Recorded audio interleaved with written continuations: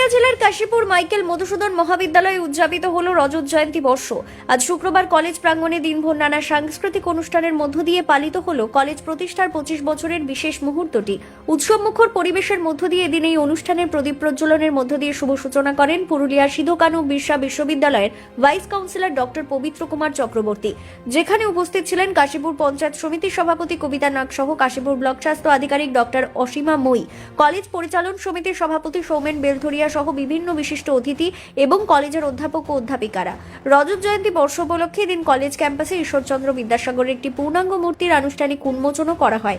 এদিন বর্তমান ও প্রাক্তন ছাত্রছাত্রীদের উপস্থিতিতে মিলনমেলায় উৎসবের আবহে মুখরিত হয়ে ওঠে সমগ্র কলেজ চত্বর। কলেজ পরিচালন সমিতির সভাপতি সৌমেন বেলধরিয়া জানান, বর্তমানে কলেজের পরিকাঠামোগত উন্নয়নে উল্লেখযোগ্য অগ্রগতি হয়েছে। ছাত্রছাত্রীদের উচ্চশিক্ষার মান আরও উন্নত করতে কলেজে নতুন নতুন বিভাগ ও বিষয় যুক্ত করা হয়েছে।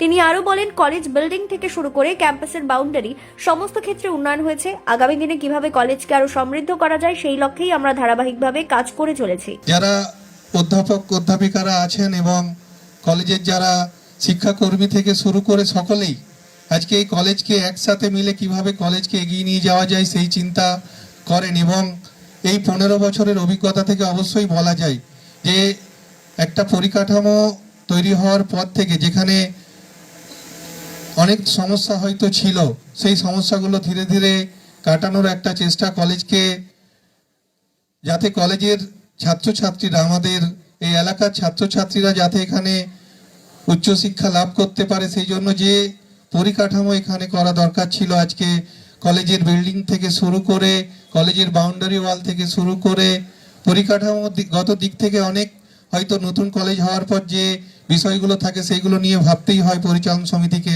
এবং তার সাথে সাথে যেটা মূল বিষয় থাকে যে আজকে নতুন যে সাবজেক্ট নিয়ে আসার বিষয়ে, আমরা অনেক সাবজেক্ট গত এই 10 বছরে নিয়ে আসা হয়েছে বিভিন্ন ডিপার্টমেন্টের।